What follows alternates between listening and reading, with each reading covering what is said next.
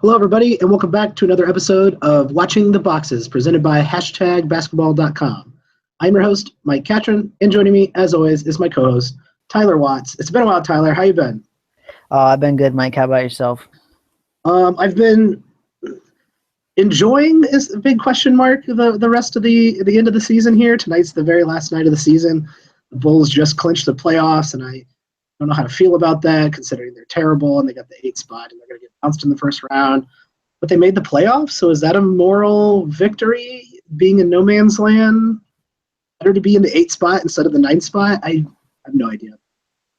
I mean, like when you're in that situation, I mean, obviously you want to make the playoffs as opposed to not, because it's not like the draft pick's really going to matter that much. I mean, if there's somebody you really love that's still left at the pick, you can trade up and not really have to go up that much to trade up 1 or 2 spots in that range. And so I think you definitely want to make the playoffs even if you get swept in the first round.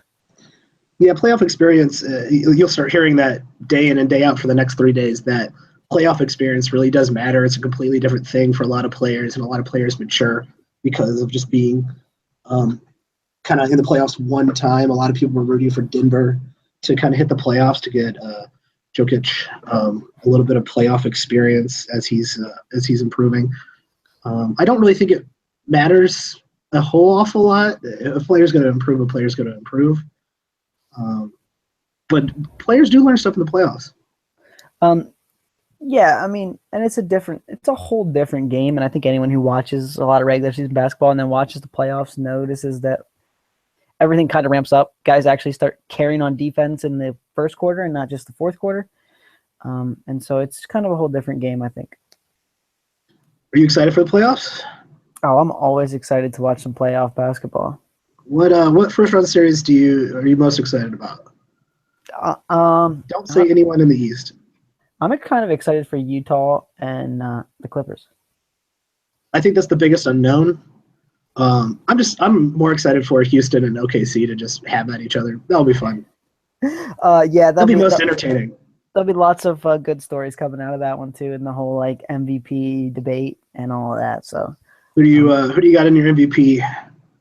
I mean, I think it's got to be Russell Westbrook. If you average a triple-double for the season, like I think you deserve it. Yeah, I know we can look at the advanced stats and get really into the minutia, but I mean, also look at Russell Westbrook's advanced stats as well. They're pretty damn good. The guy averaged a triple-double. It's legendary. The way he did it with the pace of the game today is, I get he was hunting 2 rebounds a game. I don't care. The guy put that team on his back and put him in the playoffs when, in all honesty, I don't know if they should have made the playoffs this year. Oh, I'm with you there. And just the energy he brings every night is it's incredible. Yeah, he doesn't sit out games, LeBron. He doesn't sit out games. Calling you out, LeBron. Oh, man, let's not get into that whole debate. All right, let's focus on the matter at hand, which is it's the end of the season. What could we possibly be talking about? Of course, next season. One of my favorite things to do is playing keeper leagues. And so if you have not played in a keeper league before, you should. And we say this all the time, that it takes a dedicated group of people to start a keeper league. Don't start it with random people on the internet, because they usually flake out. Know your league before you decide to move into a keeper league. But keeper leagues are the most fun. I think. I mean, if you play in a keeper league in football, you know that it's great. It's better than a redraft league. And half the fun is trying to figure out who's going to blow up, what rookies, second-year players are making the leap. And in this episode, I think we're going to focus on guys who were not in the a standard league value type of player, or maybe borderline standard league type of player, who you can target as like a late-round keeper or someone who would move into standard league value next year. So we're not doing the biggest leap yet. We'll save that for another podcast.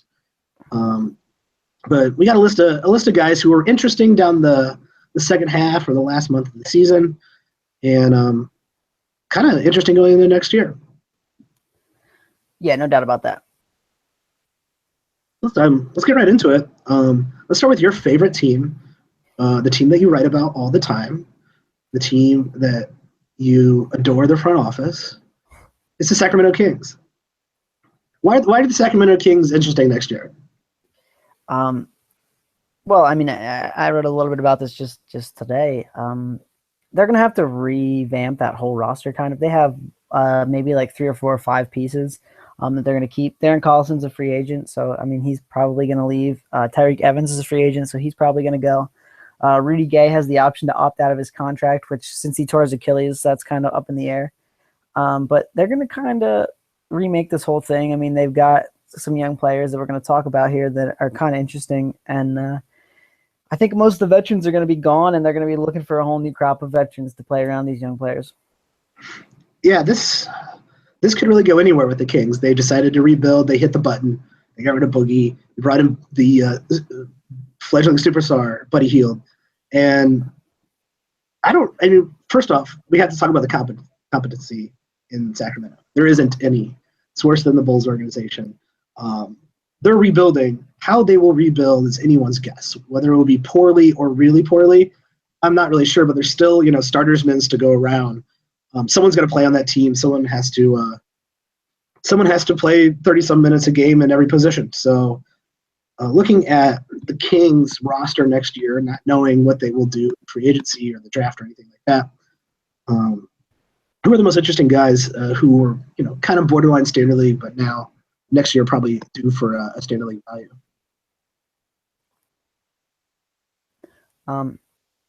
Yeah, I mean they got a couple interesting players here, and I think it's worth looking first before we even get into the guys we want to talk about Buddy Hield. I mean, Buddy's not going to be great defensively, but if you look at his numbers just for Sacramento, they were really, really good, and he can be a really kind of efficient scorer. So I mean that's kind of interesting in the sense that if you're looking for kind of a late round talent in fantasy, I mean he definitely produced it this year for the Kings, and I don't see the Kings going away from him. Yeah, they're all in on Buddy Hield, and I don't see why he wouldn't start next year, play 30 minutes, and he was actually surprisingly decent fantasy wise when you look at what he accomplished after being traded to Sacramento. I don't know if I see him as someone who's going to take a enormous leap, but I do see him as someone who has fantasy league, standard league relevancy. I think that now not a lot of leagues play with this, but if you play in a league with 3-point percentage too, this guy could shoot 40% from 3-point land, which is obviously really, really good. The defensive stats I just don't think are ever going to be there, and that's really what's going to hold him back. Yeah, he is almost averaging a steal a game in 27 minutes. That's not that great. His assists are nowhere for a guard. His three-pointers need to bump up to be an elite level. He's in the last 2 months he scored about 2.3 three-pointers a game. I mean, he's worth, I think, keeping an eye on, but I'm not sure he's anything but a late round, a last round pick, a late round pick. And in a deeper, I mean, like depending on how deep your keeper league is, if it's like 14, 16 teams deep, I think he's going to get enough points that he's going to be a net positive in the points category in those deeper leagues just because someone's got to shoot the ball, man. That's true. 14 points. And if I look at the last couple of weeks, he's bumped up that 30 minutes, 18 points in the last 6 games. Granted, the end of the year is not the greatest time to start taking stock on players since everyone is sitting. I believe the last tweet I saw, 65 players sat tonight, which is going to be an all-time high. Yeah, and I mean they're going to have 2 top 10 picks too, so it'll be interesting to see what they bring in. If they bring in guards, if they bring in forwards, if they bring in centers. I mean, where they kind of go with it. Let's talk about 2 guys that they've who are young, who they've recently drafted, who they went to down the stretch here. I'm kind of interested in a stats fantasy basketball way. It's to me Willie Cauley-Stein and Skal Labissière. Both of those guys probably helped some people down the stretch this year, and I don't really see, other than barring a major free agent signing, which in Sacramento is probably not going to happen. Those guys are poised to start next year. Yeah, I mean, I guess it's something really interesting is kind of brewing here, and I want to let you talk about these guys a little bit before I give you kind of my take on something I could see happening from this crazy front office. Okay. Well, I like both of these guys simply. I mean, any keeper rating evaluation starts with age. You don't really have. I mean, you don't have to keep young guys over great guys. That's a huge mistake in keeper leagues. But Willie Cauley-Stein had a pretty good last month or so, last couple of weeks. He was really given the ability to play a lot of minutes. He's had a couple of games that have been shocking, where he's had amazing rebounds, blocks. The consistency for him is not there, and it's going to take some time. But maybe that consistency comes next year in the sense that they got nowhere else to go at center other than Willie Cauley-Stein.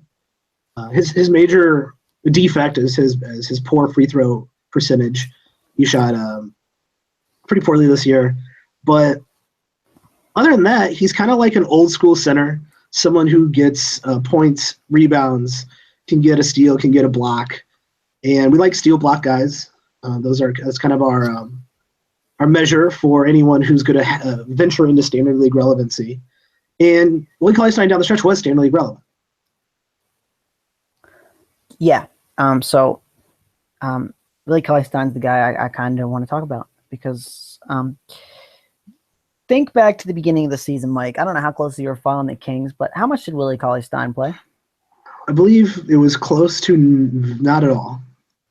And who played over him? Do you remember that? Some guy named Boogie Cousins, I think. Or maybe was it their really, really terrible center? It was mostly the white man Kosta Koufos. Oh God, I forgot he was in the league still. Yeah. So let's not forget about that part. Okay. That's very true. They sat Kosta Koufos the last 7 games. They basically just cut his season with 7 games to go. Before that, they were resting him pretty much every other game. So that's where Cauley-Stein really kind of got the big minutes. The thing I don't like to look at, if you look at his season numbers on a bad Kings team, he actually played less minutes per game this season than he did as a rookie. That's not a great sign. I mean, right away when you say shared minutes with Kosta Koufos, that's a bad sign. So I guess I'm saying all this as a way of saying I don't really know how much Coach Yeager and the Sacramento Kings front office believe in this guy. I'm with you that some of the fantasy stats in 30 minutes he produced were kind of interesting. But I'm really scared to keep this guy in the sense that I think they could play Georgios Papagiannis, a guy with a sweet name, but not necessarily a good fantasy player, minutes over him. I think they're going to try to give Scal some minutes and develop him. I think he's kind of a prototypical stretch 4 type guy, the new way the NBA is going. And they could bring in another guy, either that's a free agent or through the draft. And I could really see Willie Cauley-Stein kind of getting pushed to the periphery here. I think those are pretty good points. My rebuttal to that would be they have nobody else. I mean, Papagiannis, as I'm going to call him, Papagiannis, Giannis Antetokounmpo's father, Papagiannis. He, granted, he got some decent minutes down the stretch. Another guy who I'm not sure he has the type of talent to be in the NBA. I think you're onto something that Willie Cauley-Stein is not a center of the future. But when you look at if the Sacramento Kings are smart, which they aren't, having a center who loses you games is actually exactly what you want. With nowhere else to go, if he plays plus 30 minutes a night, he does enter standard league relevancy. And that's a lot of ifs. I'm with you. That was a lot of ifs, and they're gonna find someone to at least split the minutes with him. So if you're playing in a relatively standard 10 or 12 team league, he's gonna be that valuable. I'm telling you, they split the Kosta minutes with Kosta Koufos this year. Kosta Koufos is back next season at $8.3 million. I mean, they're going to give Kosta Koufos minutes if he's on the team. Unless they trade Kosta Koufos, they're going to give him minutes. They're going to find someone else to split the minutes with Cauley-Stein, and he's not going to get 30. He's going to get 25, 26. I think the verdict's in on Cauley-Stein that he is not a world beater. So let's move on to the other interesting guy on this team, Skal Labissière. Another interesting young prospect, kind of a stretch 4, like you were saying, has the ability to hit threes. is kind of a prototypical player that can fit in the future of the NBA. And another guy that they started going to, giving 30-plus minutes down the last couple weeks of the season. Do you see Scalabrine making any strides, or is he a bit raw still? He's still raw. He needs to grow into his body a little bit. I'm definitely a lot more interested in him than Willie Cauley-Stein, in the sense that I think that when he does pop, he could be real good, and he could be just an interesting player in the league, in the sense that he's got a nice three-point stroke, it looks like. He's just a little bit too small to be kind of a power forward, or even a stretch five. But if he can grow into that body, I mean, you could see that even for fantasy, he could be pretty interesting. I mean, 6.1 rebounds post All-Star break in only 22 minutes a game, 11 points, half a block, 0.6 steals. I mean, he's got the makings of something kind of interesting here.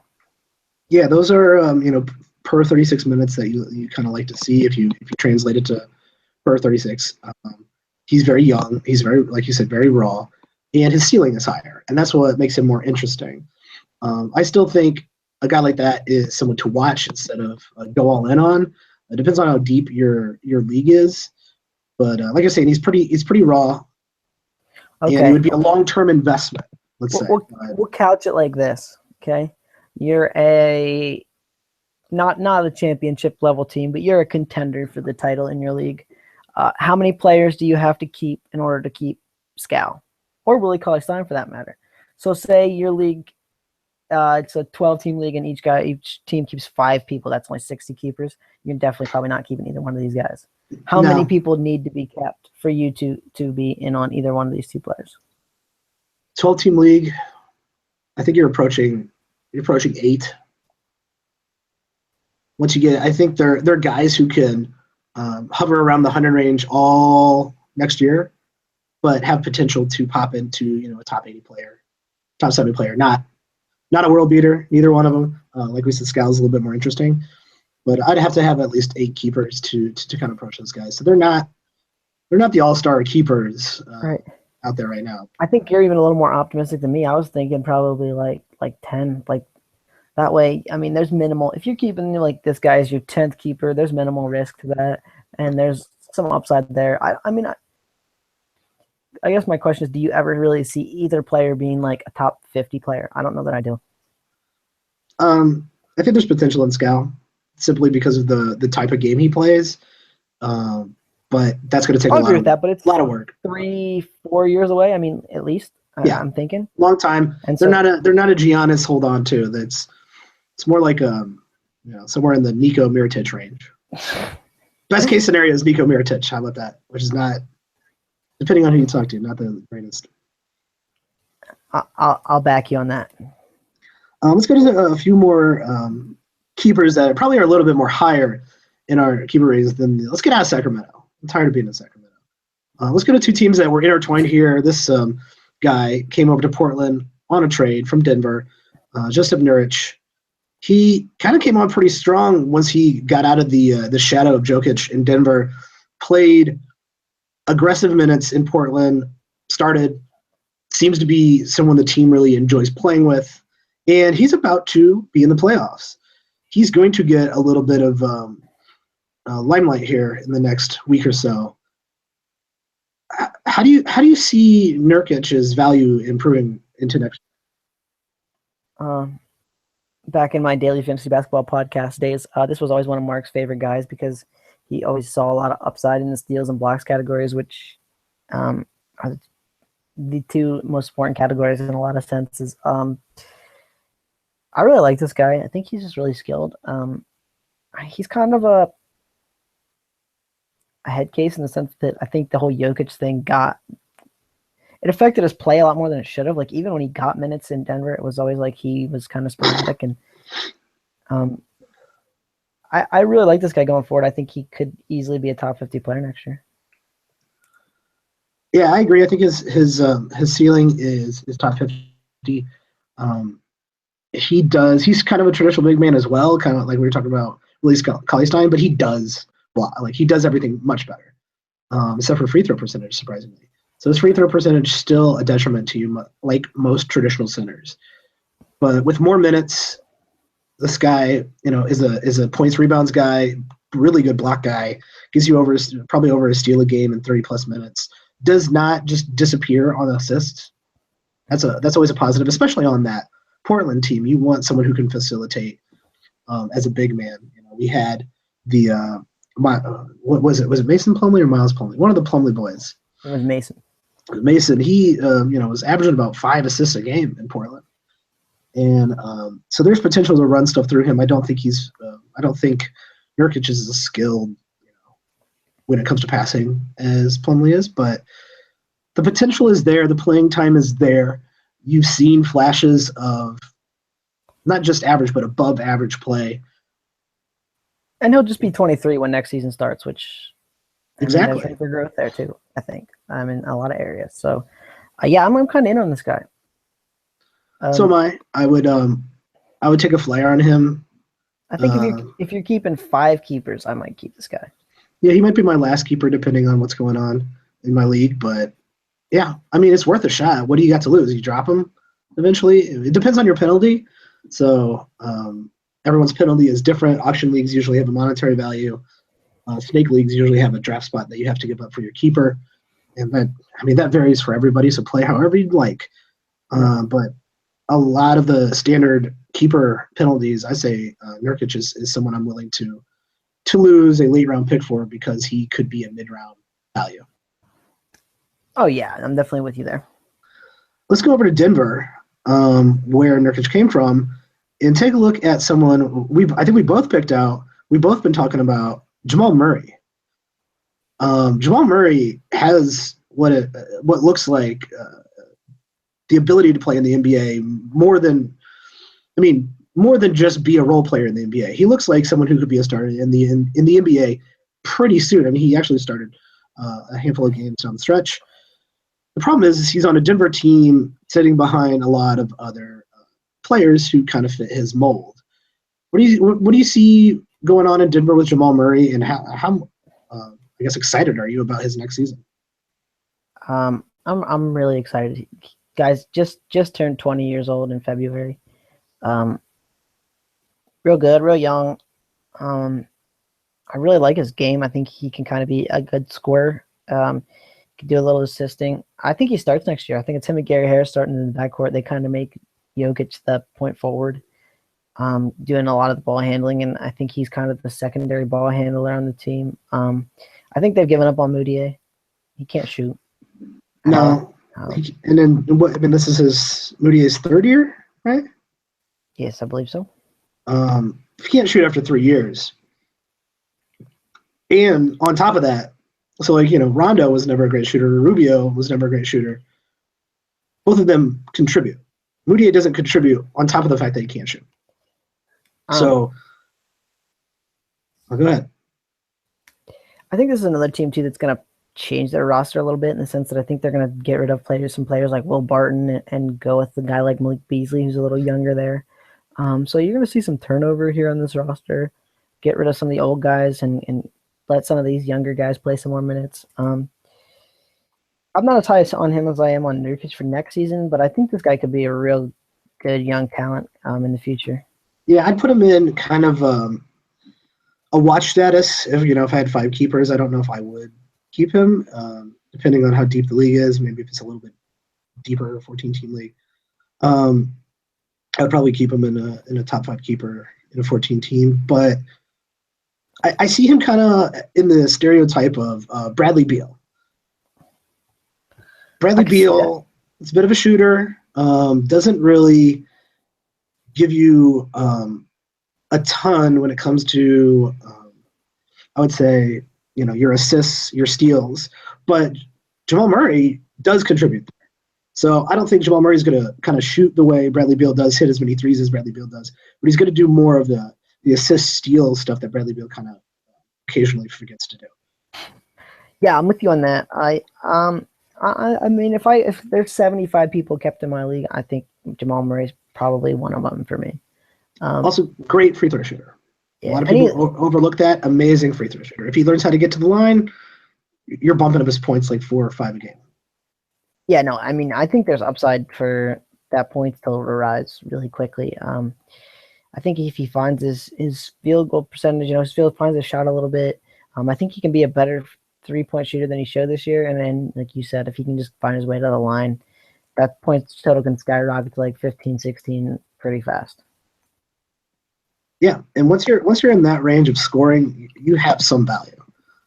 It's whether you can put everything else together to make you standard league relevant. If he gets starters minutes, he's standard league relevant for sure. So if you're giving up nothing to keep him, there's no reason not to. Let's venture all the way down to South Beach. A group of guys who almost made the playoffs, probably deserve to make the playoffs, unlike the Bulls. In a group of really young talent that was like shows that Spo is actually a decent coach and had them play incredibly hard. There were some interesting guys who emerged, especially with the injury to Winslow. And I think the top guy that emerged out of that group was Josh Richardson. I think you really like Josh Richardson. So have at explaining why you like Josh Richardson. I got a question for you first. Would you keep Winslow? Now, Winslow was kind of my like sleeper. If they give him the ball and make him the point guard, he becomes kind of this interesting player who gets assists, and he's a forward, and there's a lot he can do with that. It's kind of what they did with James Johnson instead. James Johnson has a lot more reps under him, so James Johnson handled that role pretty well.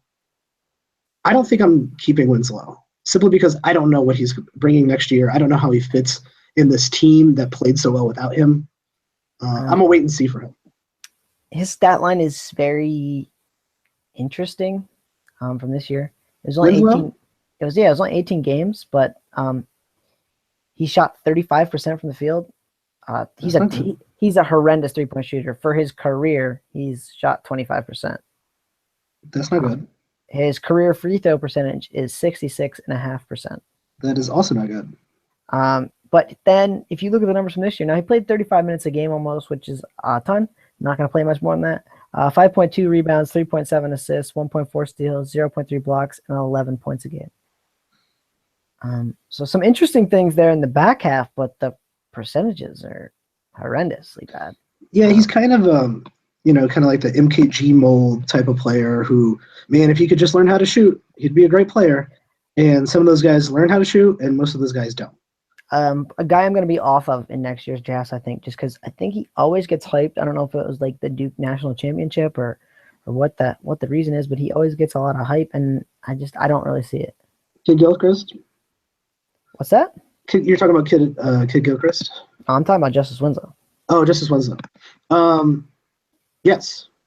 I think I'm on the same boat as you. I think he has potential. I'm not like going to stop paying attention to Justice Winslow, but I'm not drafting him. I don't see any reason to draft him. Right. I think he's a great guy to throw in an auction league and be like, please, for the love of God, someone bid on this idiot.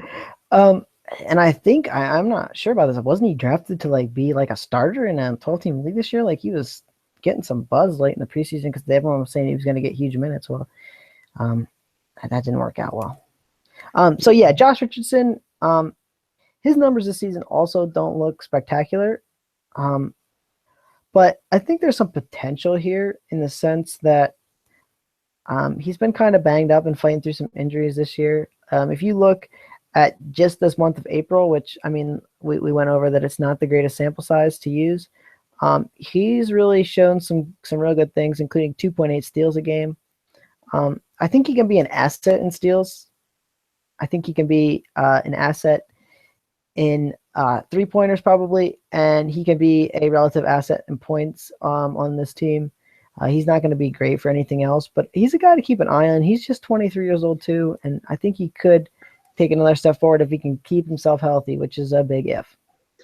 Yeah, he's super young. He did have the occasional injury this year that kept him out numerous games. I think that he went on a huge winning streak without him, but he came back and also played well. When I see anyone, just anyone in general, approaching 2 steals a game, you're instantly standardly relevant, unless you're horrendous at everything else. And not Justice. Josh Richardson isn't. He hits threes. He could kind of make his game a little bit better with the rebounds and assists, but the guy can also average over a block a game. Once you're hitting a block and a steal is automatically makes you standard league relevant. When you're above that and then in steals well above that, I mean you're talking about someone who does have, I think, a lot of hype behind him.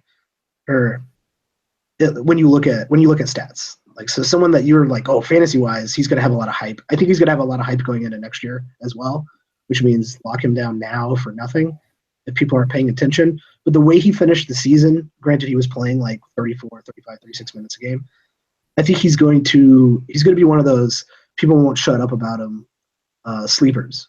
So do you trade him as next season rolls around? Because I could see him losing some of the minutes he got this year, just in the sense that Winslow will be back. I think James Johnson will be back. Deion Waiters is around. Tyler Johnson is around. They kind of got a lot of wingish guys there.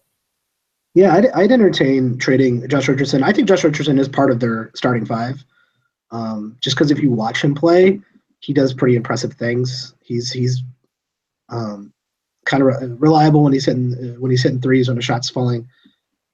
He didn't shoot, terribly well this year, but when the shot's falling, they go to him.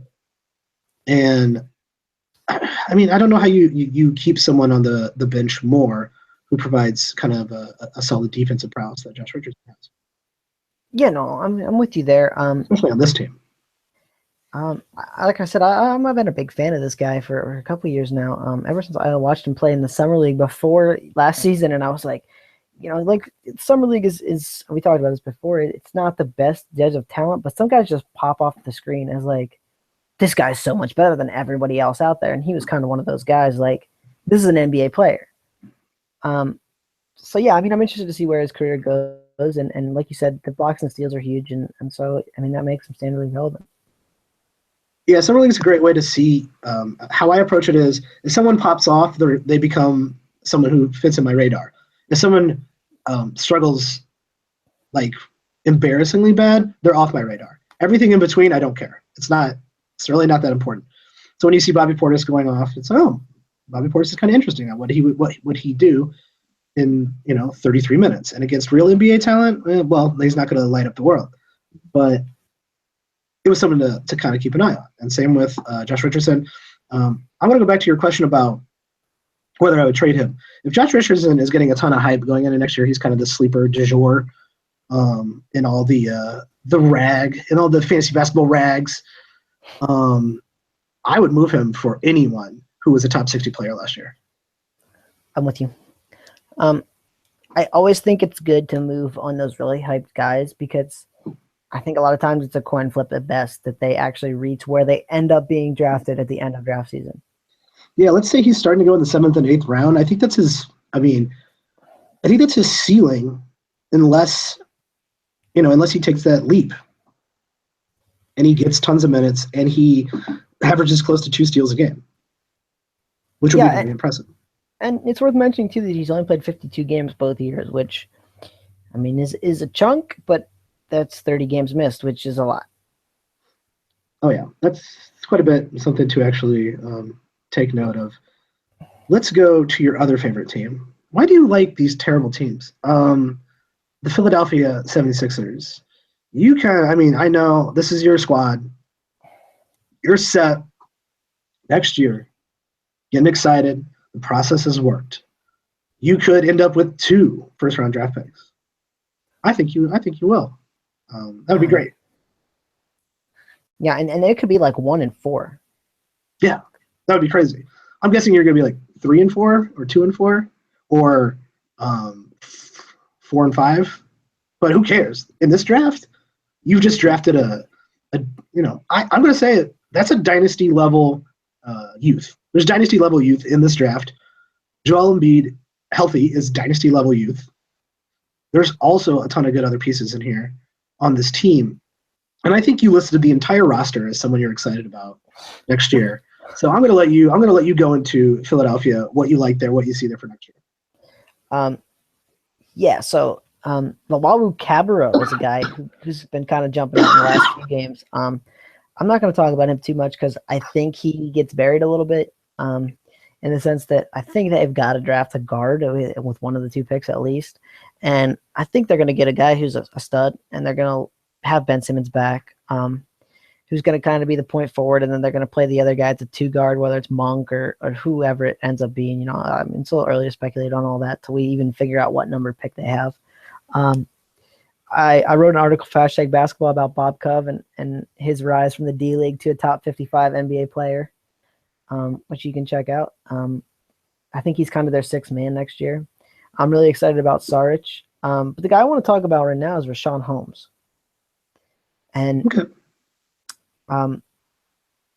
first off, I want to hear a little bit what you think about him before I give my probably more. I've probably seen more games than you have on the Sixers, so I mean, you definitely have. So I think I can give my more in-depth take. How's that sound? Sure. I'll just go through actually some of the guys you mentioned. When you said Luau, I know he had a pretty good last stretch, but I agree that he's buried next year. I'm not really into him.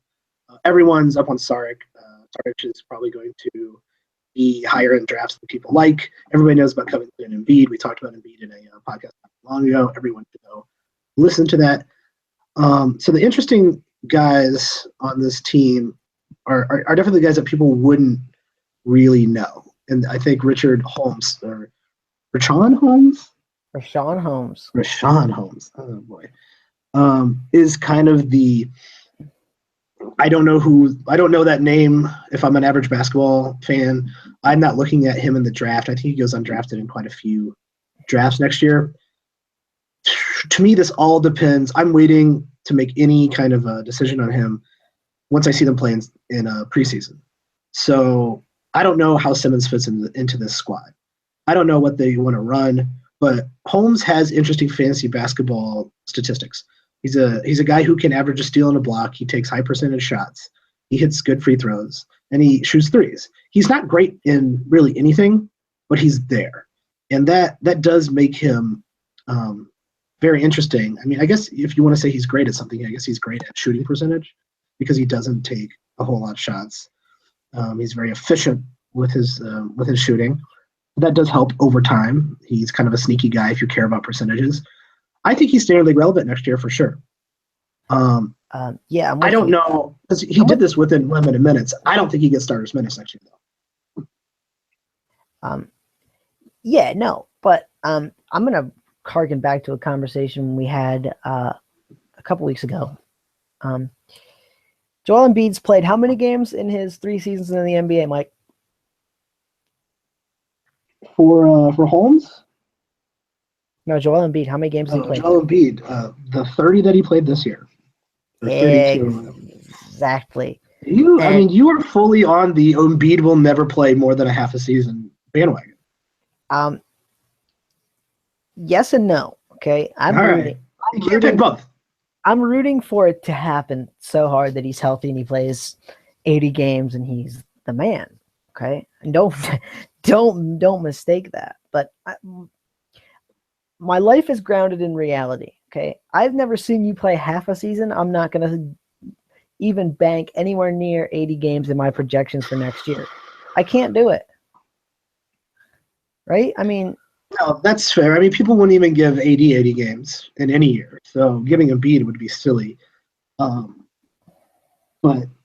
to me, I think you have to be a bit optimistic. I don't think there was a ton of injury issues this year. I know he sat a bunch of games and he didn't play in back-to-backs and he only played every other game for a long time.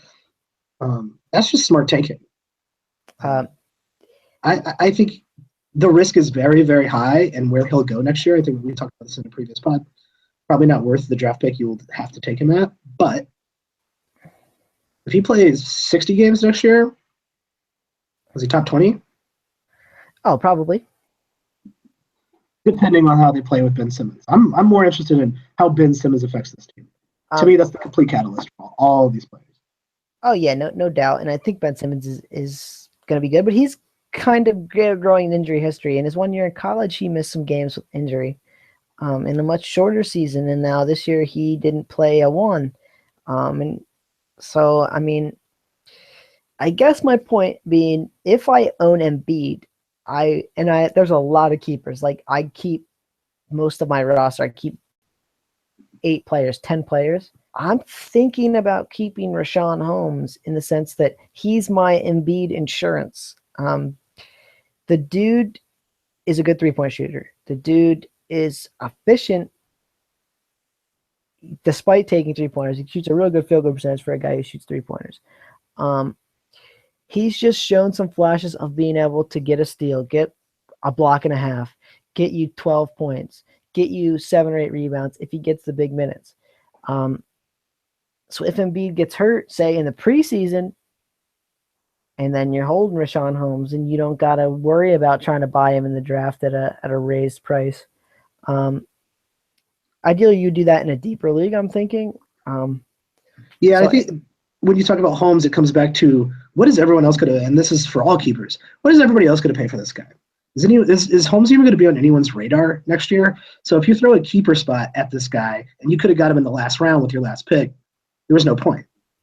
But, I mean, yes, but until Joel Embiid gets hurt during the preseason and then your draft comes up and you got to pick him then. Because, I mean... I think you make off pretty well there, too.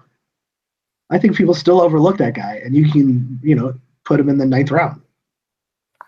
If you can do that, then I don't think he's worth it. I think you are too versed in Rashawn Holmes. I think you'd be surprised as the general populace is giving a shit about Holmes at all.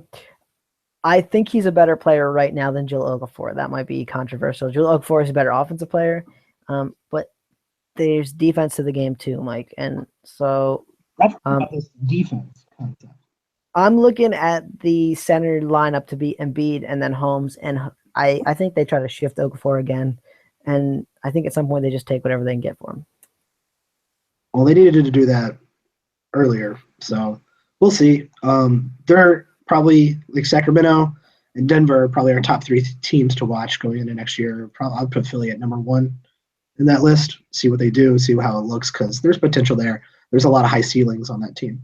And with the draft picks coming in, it's a deep team. Oh, yeah. I think if everyone's healthy, it's a deep squad. And so they're going to be real interesting next year. It will be interesting to see if they just shove their rookies right into the mix of it. They bring them in slowly. They've never really brought anyone in slowly, so unless they were severely injured all season, which has been every single pick they've ever had. So hopefully, I wish no ill will on whoever the hopefully 2 players that Philly does. The curse of Sam Hinkie, man. Yeah.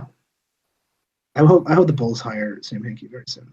Nope, Kings are doing it, man. Kings are going to get back to the top. Damn Kings.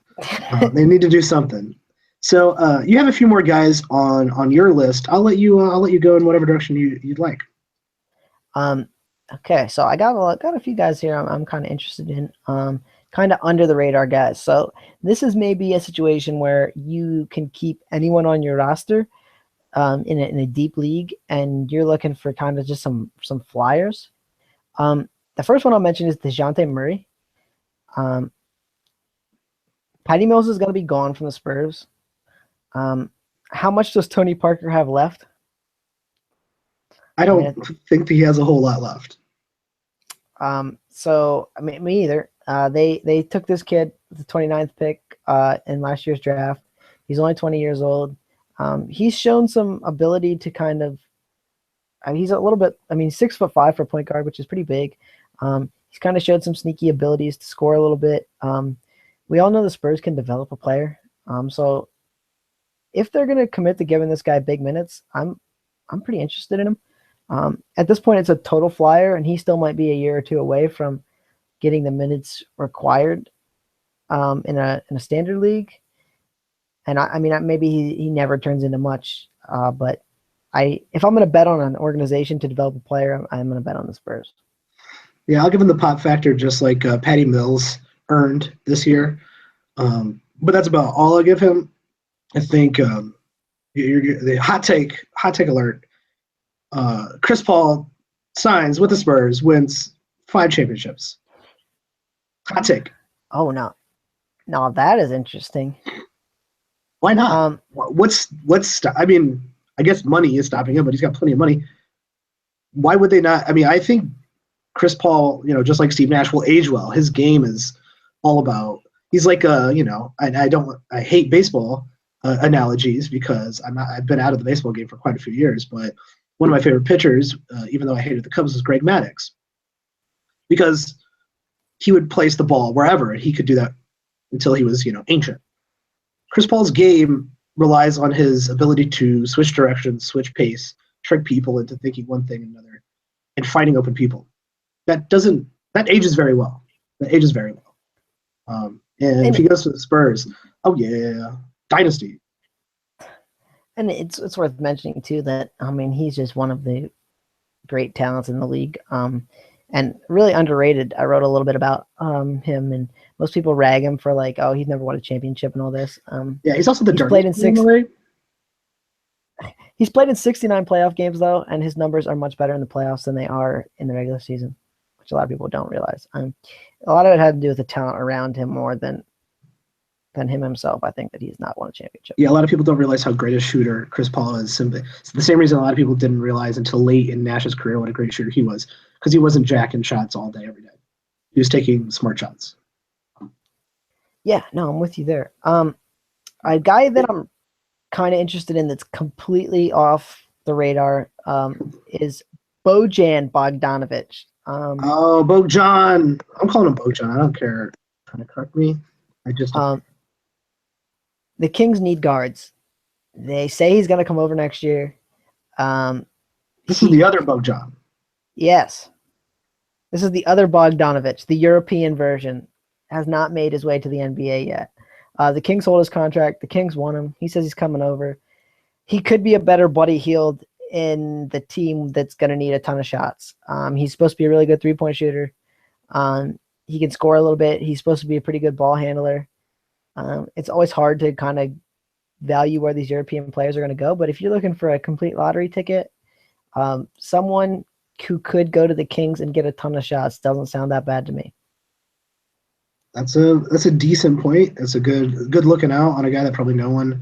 A lot of people will draft the other Bogdan and be like, "What happened? Well, I thought I got the guy on the Wizards, and I got this other dude on the Kings. Oh no!" And then they'll be like pleasantly surprised that he's really good. So his name is Bogdan. Oh god. So Bogdan.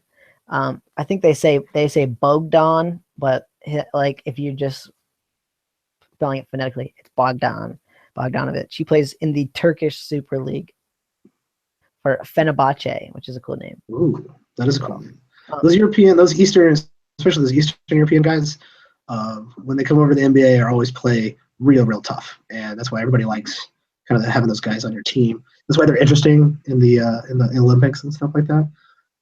Do you have any other players that kind of aren't Standard League relevant, weren't Standard League relevant this year, but could be Standard League relevant that you're keeping an eye on? I thought this was going to be one of your men. Okay, this is a Mike special. Okay, it's Marquise Chris. I like Marquise Chris. I'm keeping that one for myself. Everybody else can. I'm gonna shut up about Marquise Chris. Gonna turn 20 in July.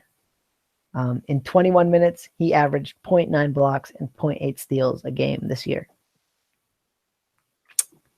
So if he can up that number, that's looking pretty sexy to me. And he's a big man with a 3-point shot, which I'd like to see. I'm definitely keeping this guy. In a maybe not in a 5-keeper situation, but in like a 7 or 8-keeper situation, I think I'm keeping this guy. I've seen some things I really liked. I think he could easily take another step forward, and he could be real good. I think that's really fair. He has shown flashes. Whenever you see a guy who's 19 years old, which is insane to be in the NBA at 19, drop anything over 20 points, get double-digit rebounds in a game, get 5 blocks in a game, and then in some cases do all of that in one game. That's a guy to pay attention to. I don't see. I'd put Suns maybe even second place on our most interesting team to watch during the offseason. A segment that we will probably be revisiting often, especially during free agency and after the draft. And they went to this guy often. there's no reason to go away from this guy. I don't think there's any Bobby Portis defensive holes in his game. He's an interesting guy who will get plenty of playing time next year. I would agree with your assessment. He's definitely someone to watch, probably in a deeper league. I don't think I'd put my top 5 keeper on him because I think he does have a long way to go, but I'd put him in someone who is going to be Stanley League relevant, especially. Yeah, and you just said something that I really think we hit on with a lot of these players is we've seen some flashes. Okay, now it's a jump to take it from flashes to every night. But if you're not showing flashes, you'll never take it to every night. That's my point is don't bet on a guy that you've seen like, oh, well, he's 19, but I've seen absolutely nothing from him. Yeah, I mean, if you haven't seen it even in a glimpse, what is he just going to find it? He's going to pick it up off the street? So you got to kind of pick your horses. He might be a little bit of a Devin Booker syndrome. I know it's easy to make that kind of analogy simply because they're on the same team, but Devin Booker also, 19 last year, or is he still 19? I think he was 19 probably at the beginning of the season, but came on, looked really great, had flashes of greatness, scoring in big numbers, doing really cool things, and everyone got super, super hyped for him this year, and he wasn't ready to take the leap. And so a lot of people overpaid for Devin Booker. And I wonder, as more and more people pay attention to the Suns, if Marquise Chris falls into that same trap. I could see that. I'm really interested to see kind of what happens with all these Suns next year, in the sense that, I mean, other than Booker, I think a lot of them were very undervalued this year. And 20-point game, I think he's probably overvalued by the average person in next year's draft, but they're going to shift Brandon Knight. So that makes sense because Devin, scores 70 in a game. You pay attention to that. He's someone who comes across your NBA Twitter. Marquise Chris comes across your fantasy basketball Twitter. Right. But TJ Warren's been kind of interesting. They're going to add another piece. Brandon Knight is a guy that there's a lot of free agent point guards. Sacramento needs one. I could see Brandon Knight signing with Sacramento. I like Brandon Knight. I think he's another sneaky, fell off the map pick, is not even considered a person in the NBA, and will probably be Standard League relevant if you play starters minutes for a crappy team next year. Yeah, and they're going to shift him. So, I mean, I could see Sacramento giving something up for Brandon Knight. He's not old. And so those are the kind of guys you want to watch because we've seen it from Brandon Knight, right? And so if he gets the minutes, we could see it again. Yeah, I don't think he's regressing at such a young age. I think this comes to opportunity. Granted, he barely played this year, but I think Phoenix didn't like him. He had a little bit of an injury, and he still can play basketball. And on the right team, he is Standard League relevant. And okay, I mean, these are people. This is something that some of us forget sometimes. For his career, including this season, he has played 382 games and he started 320. This year, he played 54 and started 5. So you can't tell me that didn't have some sort of psychological effect on him, especially, I mean, you know how most of these guys are. They're super cocky. They're super confident. They're like, I'm the best player in the league. Well, yeah, all these players are the best until they're at least 20 years old. Right, and then you're told, oh, you're going to play 20 minutes a night and you're going to be a backup and you got to defer to Devin Booker and Eric Bledsoe. I mean, I think that has a mental effect on him. And so I'm not super looking at the things he did this season. I'm looking at the few years before and going, dude, if this guy gets the minutes, this is a legit point guard. And I don't see any way he sticks on that team unless they're just like, well, we're not trading you. Screw you. I don't know why they would do it. I think he's at least an asset to somebody. Well, yeah, and wouldn't you be the team to quote unquote overpay and giving up a little something and saying, hey, you're not going to play this guy. Here's a little something for you. Here's a little something for us. Yeah. Like if you're the Chicago Bulls, you just give away a pick for a D-League star. Imagine what kind of loot they would give to the Suns for a guy who could actually start and play basketball. And wouldn't you be in on Brandon Knight for the Bulls next year with Jimmy Butler and maybe Dwayne Wade? Yeah, he's a bigger guard. I probably need to look at his ability to hit 3-pointers. I think it's pretty solid. Career 35.7% shooter. Not a great percent, but not bad. That's about league average. So I mean, better than everyone else on the damn team. You can't get hit. I mean, you can't hit on that too much. He had a year for Milwaukee. In 32.5 minutes a game, he shot 40%. He had a year for the Pistons his rookie year. He shot 38%. Well, if you're wide open and Jimmy Butler's taking up all the defense, that's a different story. Well, yeah, and I mean this year for Phoenix drug it down somewhat. He only shot 32.4%. And he had a year for Milwaukee where he only shot 32. So he's kind of been up and down. But I mean, this is a guy that the Bulls should want to have. Yeah, they should have traded Taj Gibson and Doug McDermott for him. No way, man. They got Cameron Payne. I figured Cameron Payne would make your list. Bulls starting point guard. Cameron Payne is trash, and he will not play. He won't start one. Well, he'll probably start one game next year because everybody will be hurt. Will Cameron Payne be in the league at the end of his rookie contract? No. That's damning right there. That's what I think about Cameron Payne. I think he's absolute trash. I'm with you there. From what I've seen so far, he has not done anything that has inspired me. No, zero. Marquise Chris, way better. Marquise Chris has inspired me at some point. I think that's really all the guys we have for now. Do you have anything that you said he's written some articles recently? Where can we find your stuff? You can find my stuff on #basketball. I just wrote an article about Robert Covington. I'm going to have a Lakers article coming this week, and then we're really ramping up the playoff content on #basketball. So I think I will be writing about one of the playoff teams at least a little bit, and I think Mike might be as well. Yep, and I will be saying something about the Chicago Bulls playoffs for sure. And so check that out. I mean, I think there's going to be a lot of good content on the playoff series, and there's going to be a lot of good things to enjoy with your playoff basketball. So that will totally be worth it. Yeah, I think this will be a fun playoffs. I think it's a little bit more open than it usually is, especially in the last couple of years. We'll probably end up with a Cavs-Warriors rematch, but getting there will be a lot more interesting. Oh, no way, man. There's going to be an upset this year. I don't know. I'm not. The Warriors are far too good. I'm not thinking it's going to be the Warriors. I kind of agree. I think the Warriors win the championship. I don't think Cleveland makes the final. I think LeBron is good enough to beat anybody in the West, and it pains me to say that. Or anybody in the East, excuse me. I don't think he can beat like 3 teams in the West. I'm with you in some sense, but man, that body, it's got a lot of minutes on it. It's going to start slowing down here. It's got a lot of miles. I think we could see the first cracks of it in this playoffs. So that's kind of there's my playoff slight preview. I won't ruin it all. Perfect. Yep, you can find some of our stuff on #basketball.com. You can find me on Twitter at WatchTheBoxes, all one word. And you can find Tyler. I will do this one. Watsy, 2 T's and 4 4s. That doesn't help. That was a bad way of saying it. Watsy 4444. It's got 2 T's and there's 4 4s.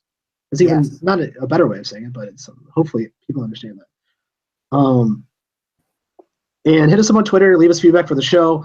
If you have specific things keeper questions you have that you want us to cover in the show, off-season questions, we're going to be doing a show probably every once in a while during the off-season, during the playoffs and off-season, especially, like we said, at the big moments like the draft, the lottery, the draft, and the beginning of free agency, which are the most fun times. NBA is 24/7, 365. Don't let anyone tell you any different. So, yeah, thanks for joining me, Tyler. I appreciate it. As always, Mike, it was my pleasure. Cool. And thank you out there for everybody who joined us all season. I know a lot of you probably are signing off from fantasy basketball because you do baseball and you have to pour over spreadsheets like you're an accountant and not get paid for it. So enjoy your fantasy baseball season.